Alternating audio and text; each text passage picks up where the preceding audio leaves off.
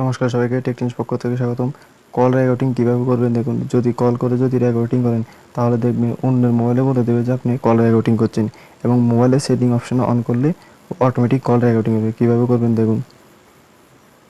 প্রথমে আপনার যে কলিং আছে এই কলিংটার মধ্যে ক্লিক করুন। ক্লিক করার পর উপরে দুইটা বিন্দু আছে, দুইটি বিন্দুর মধ্যে ক্লিক করুন। ক্লিক করার পর দেখেন এখানে একটা সেটিং অপশন নামে একটা অপশন আছে, এটার মধ্যে ক্লিক করুন। ক্লিক করার পর দেখেন এখানে স্ক্রল ডাউন করে দেখেন কল রেকর্ডিং একটা অপশন আছে, এটার মধ্যে ক্লিক করুন। দেখেন কল রেকর্ডিং অল কলস, মানে আমার এটা অটোমেটিক চালু হয়েছে। যেই কল করবে এটার মধ্যে অটোমেটিক কল রেকর্ডিং হয়ে যাবে।